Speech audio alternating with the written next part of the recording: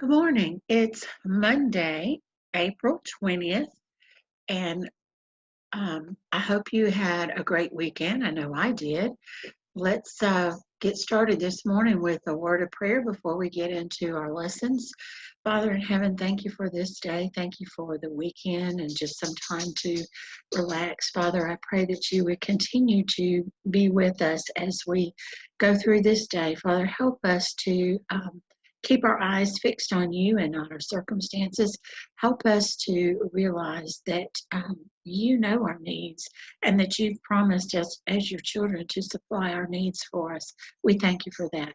Father, we thank you for all that you do for us. I pray that you would help us to be a light in people's lives this week, that you would help us to think of ways that we can serve others, ways that we can uplift people and point them to you. For it's in Jesus' name we pray. Amen. Well, let's get started on our new spelling words for this week. So if you'll turn to list 26, list 26 starts on page 64, and I'd like for you to pronounce the words after I pronounce them. Let's start with the first one. Among, beneficial, democracy, dependent, dilemma, escapade, everything, imagine, initiative, losing, magnificence, opinion, perceive, practical, safety, shining, sight, susceptible, theory, and wrestle. Those are your spelling words for this week. I want you to copy these words twice, just like we do every week. But let's also look at the vocabulary words and say them after me. Candid, coincide, foil, garish, palatable, renegade, retrieve, subjugate, trivial, and unobtrusive. Those are your vocabulary words for this week. So today I want you just to copy the spelling words 2 times each. Also, I did put your assignments on GroupMe on Friday for this week. So if your parents are not working on GroupMe, just send me a text and I'll text them to you so that you'll have the lesson plans as well. My number is 601-506-5090. So you can have your parents text me or you can text me and I will send you a copy of the lesson plans for this week if you're not watching or if you're not getting them on GroupMe. All right.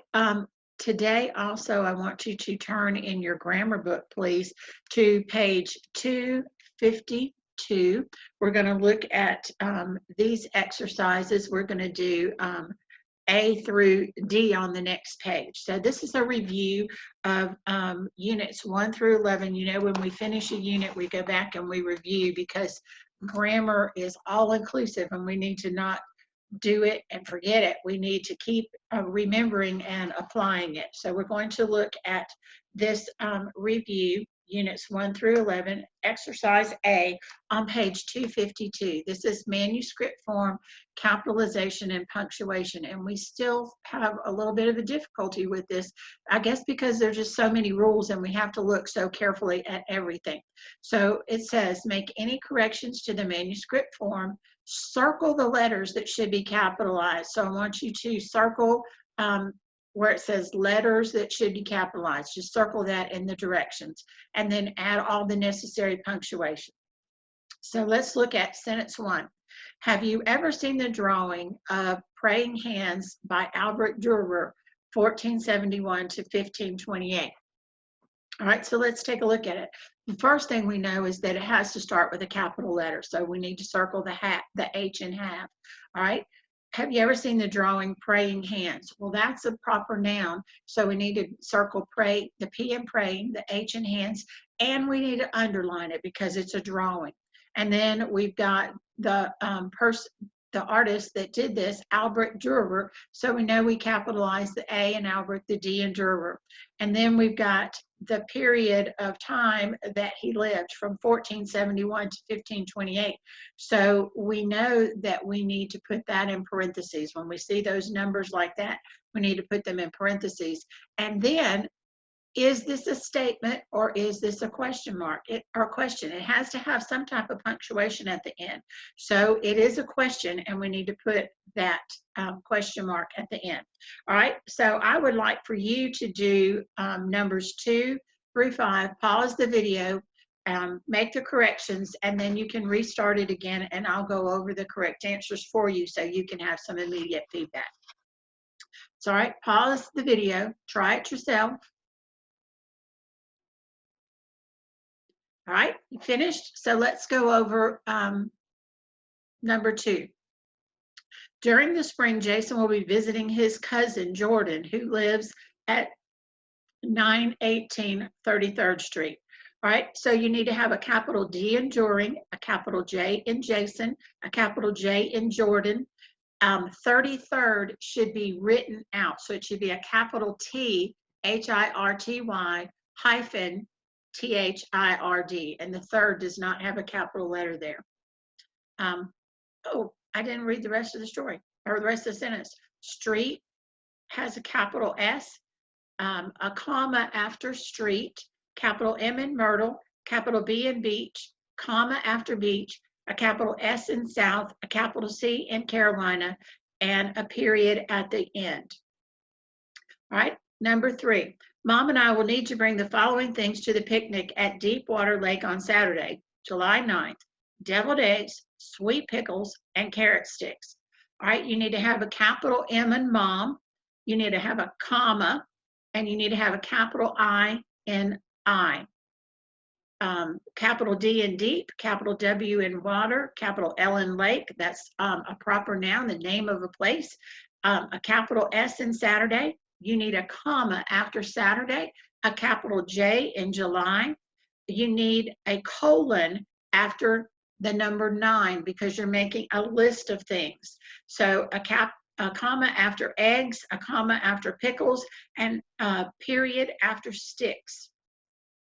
All right, number 4. My appointment is 3 o'clock this afternoon with Dr. Howard Michaels at Sacred Heart Hospital. All right, on this one, you need to have a capital M in mind. Now, you can do 3 o'clock p.m. or you with the numerals 3:00 p.m. or you could write out the word 3, T-H-R-E-E, and write the word o'clock. So either one of those would be correct. Then doctor should be abbreviated, capital D-R period, capital H in Howard, capital M in Michaels, capital S in Sacred, capital H in Heart, and capital H in Hospital because that's a proper name. That's the name of a hospital. All right, and then number 5, the heights by great men reached and kept were not attained by sudden flight, but they, while their companions slept, were toiling upward in the night. Well, we know this is a poem. It's written in stanzas, and so we know that the rule about the stanzas is that every stanza begins with a capital letter, whether it's the end of the thought or not. If it's the beginning of a stanza, it's a capital letter. So you need to have a capital T in the, a capital W in were, a capital B in but, and a capital W in were. Every one of those letters at the beginning has to be a capital letter. Well, there's no other change in the first line. In the second line, we need a comma after flight. In the third line, there needs to be a comma after they and a comma after slept. And then in the last line, there needs to be a period at the end. I hope you did well on that. All right, let's look at exercise B. This is subjects and verbs. We've been doing this since the beginning of the year. Very easy. Draw 2 lines under each verb, 1 line under each subject. So do to the directions what it tells you to do to the examples. So put one line under the word subject, put 2 lines under the word verbs in the directions. All right. So let's look at the number 1. Go from the presence of a foolish man. What do you think the verb is? Exactly, go. So if the verb is go and there's nothing before it, what's the subject? It's understood you. So what you would do is write you out to the left of it and underline it one time. Look at number 6. The backslider in the heart shall be filled with his own ways. That's Proverbs 14:14. The verb is shall be filled. Should be underlined twice. And what shall be filled? Exactly, backslider. So underline that once. Number 7, commit thy works unto the Lord, and thy thoughts shall be established. So let's look at what the verb would be in this. There's commit, and there's another verb phrase, shall be established. So both of those should have 2 underlined or underlined twice, because this is a what kind of sentence? Compound. You've got commit your works into the Lord, and you've got thy thoughts shall be established. Two independent clauses. So you're going to have 2 subjects. What shall be established? Thoughts. That's your subject. And what else should, or who should commit? Understood you again. So you would put you out to the left and you would underline it one time. So you out to the left, underlined once, commit twice, thoughts underlined once, and shall be established twice. All right, number 8. A fool's mouth is his destruction, and his lips are the snare of his soul. Again, you've got a compound sentence. So you're going to have 2 subjects, 2 verbs. What's the first verb?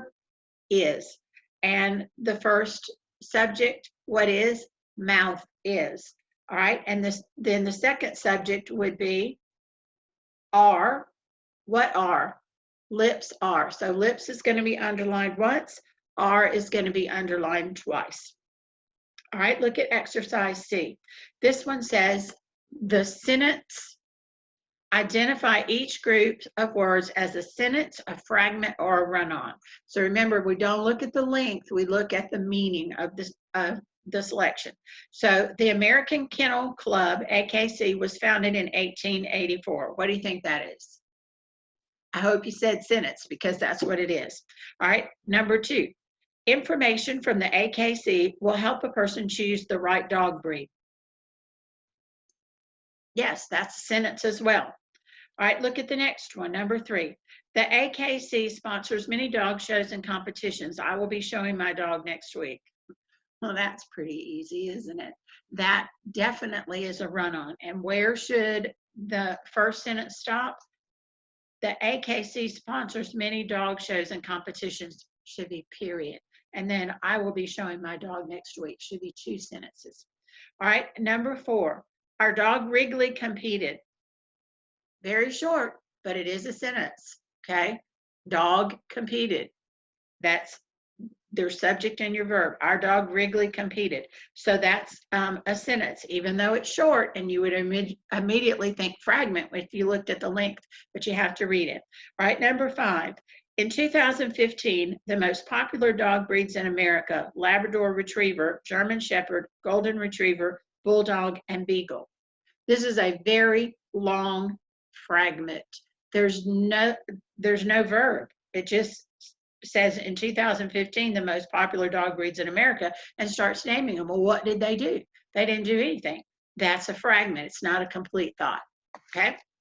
All right, let's turn the page and look at exercise D. On page 253 of your grammar book, exercise D says uses in the sentence.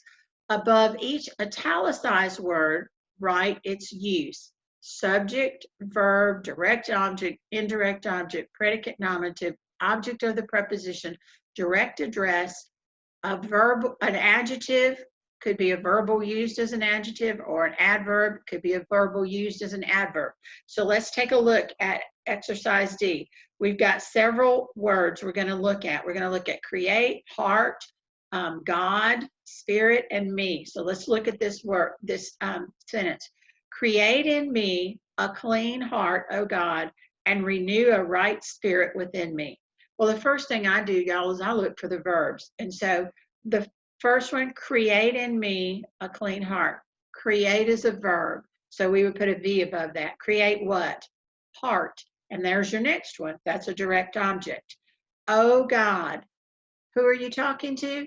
You're talking to the Lord. So that is direct address there. And renew a right spirit. Okay, let's look at this. Renew a right spirit. The verb is renew. Renew what? Spirit. So that makes it a direct object because renew is an action verb. Within me. That's a prepositional phrase. Within me. So within is your preposition, and me is going to be your object of the preposition, because an object of the preposition can be a noun or a pronoun. Okay. All right. So I want you to do numbers 2 through 6. Do those yourself and pause this video. When you finish, take it off pause, and I'll go over the answers with you. Try it yourself.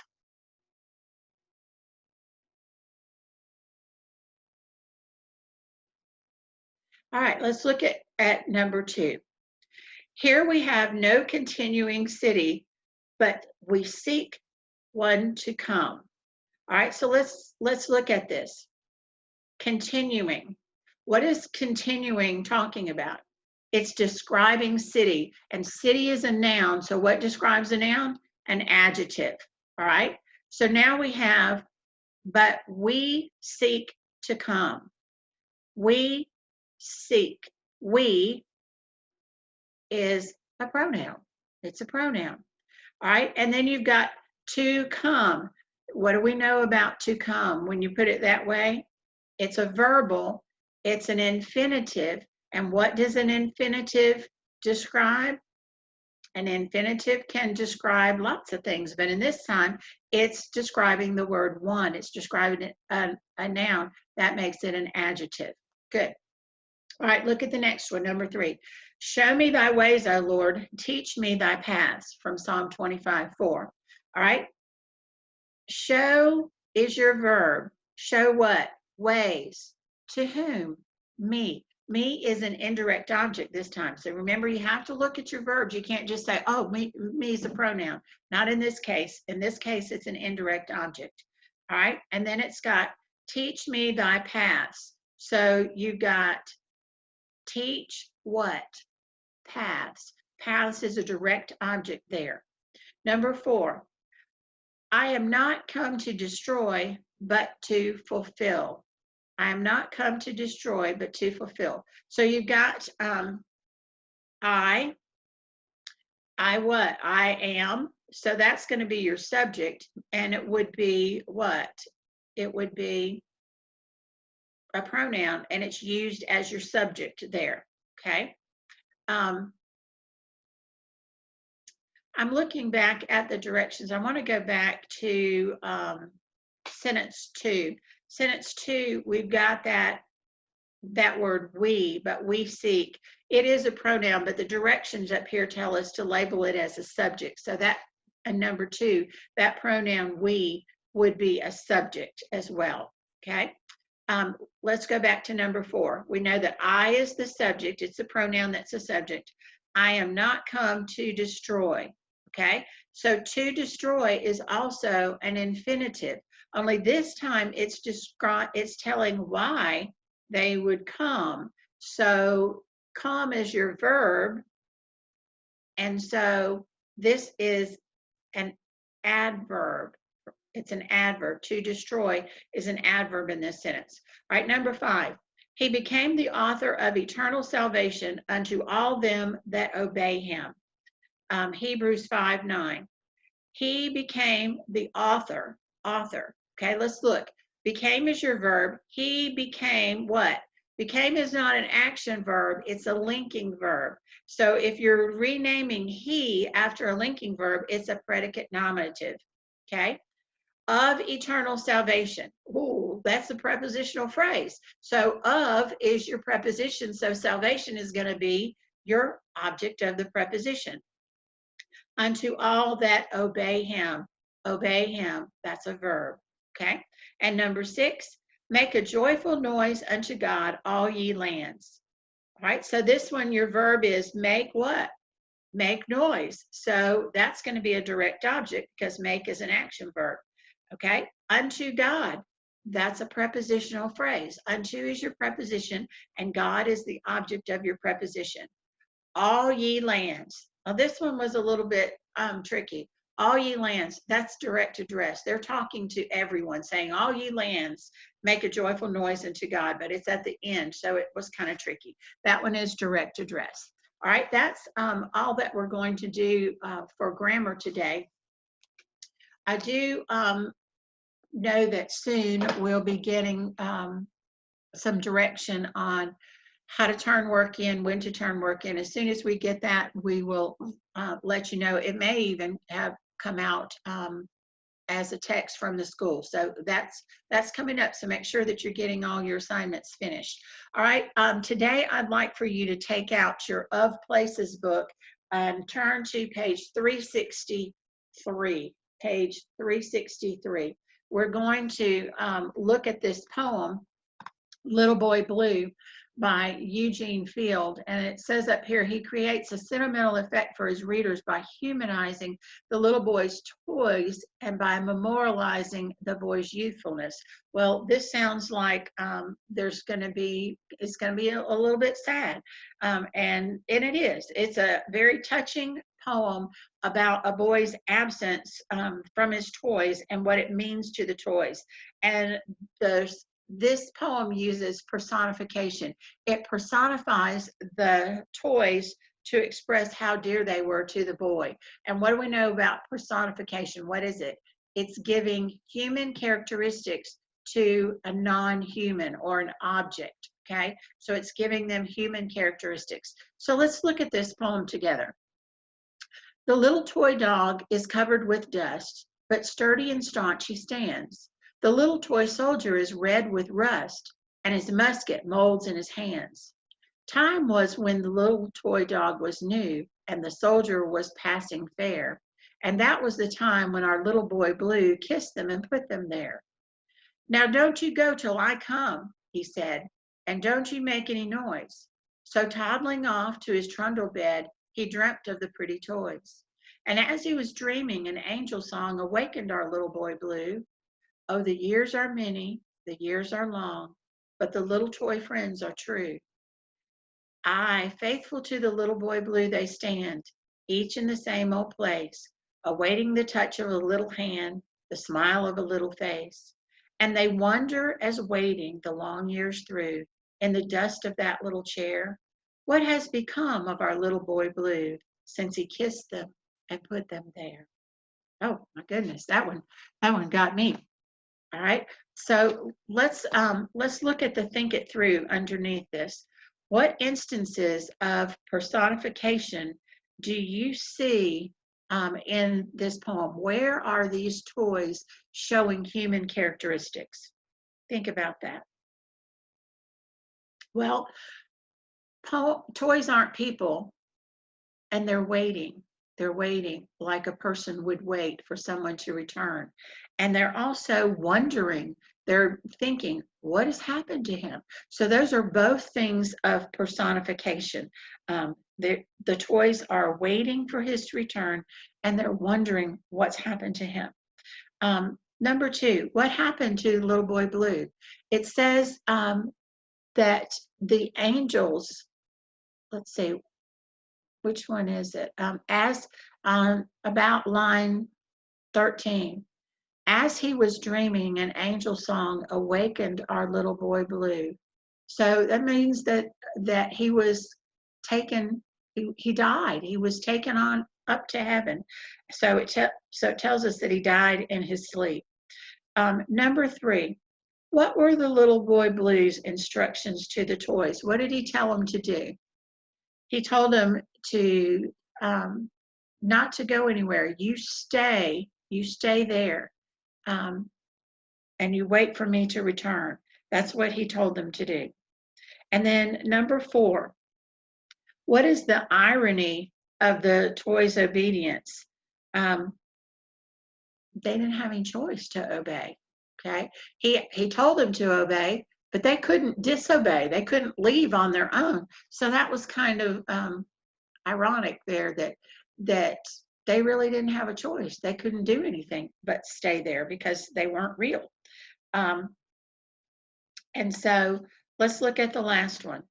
In lines 1 through 4, identify the use of alliteration and assonance by underlining the alliteration and circling the assonance. Well, this book is going to be used again, so how about we don't underline it and circle it? We'll just talk about it. All right, so on the first line, the repetition of vowel sounds, you hear the I, little and I in with. And then for line 2, you see the ST sound, sturdy, staunch, and stance. Okay, so that's alliteration there. And in line 3, there's more assonance. The oi, the O sound, oi in toy and O in soldier, those are O sounds. And then we have R in red, and R in rust, that's alliteration. In the fourth line, you've got his and hands. That's alliteration with the H. And then you've also got alliteration with the musket and molds there. So those are the assonance, which is the repetition of a vowel sound, and then alliteration, the repetition of the consonant sound. So that would be the answers to that. I would also like for you to read today in your Boy in Striped Pajamas. Today we're reading pages 67 to 85. If you're reading on your own, great. If you like to read along with me, you can click the video for the next chapter, and that will be right below the one from Friday. So let's take a look at your composition. Today you're going to evaluate your composition on page 250. Let's look at page 250 in your grammar book for your writing. What you're going to do is you're going to take your rough draft, and you're going to look at exercise C on page 250. So you're going to evaluate. It says evaluate and rewrite the second draft. I don't see any sense in rewriting. Y'all know that I don't want you to do extra work if it's unnecessary. I think you can evaluate with your rough draft and also edit with your rough draft. So that's what we're going to do. Evaluate your paper. Ask yourself, does it have unity? Do all the events and characters and descriptions point to the lesson? Have I removed extra descriptions that don't point to the lesson that you're trying to get across? Number 2, does it have coherence? Do you use transitions to indicate that time is passing? Does it have good flow? Is it easy to understand? Do you clearly state any change in location? And did you end your story in a logical place? Think about those things. Did you do that in your narrative? Does your work have the proper emphasis? Are you only trying to teach one lesson? You're not trying to teach multiple things, just one lesson. Did you add details to clearly show the attitude at the beginning and at the end of the story? Details are what help get our points across. And number 4, does your work have the proper support? Did you use dialogue to show the way that your characters are thinking or their mindsets? And did you tell only the actions that are necessary to complete the story and teach the lesson? Did you not go off on tangents? All right, that's what I want you to look at today on your narrative. I want you to look at your rough draft and go over these.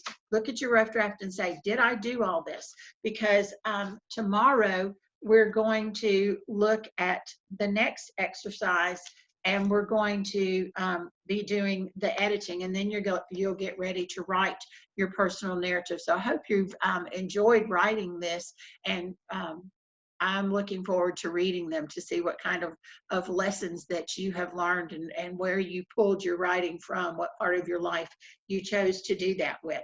So that's all for today that we're going to do in English. I hope that you are watching the Bible videos, and I hope that you are watching the history videos. It will really help you understand your reading and help you understand the quizzes, the section quizzes that you're doing. Make sure that you put the page numbers and the chapter numbers on those papers, because when they all come together, I've got to separate them out and figure out which ones are which, so that I can give you the best grade that you can possibly get. I hope that you have a great Monday. I'll be back tomorrow. If you want to continue reading The Boy in Striped Pajamas with me, just click on the next video. Have a great day.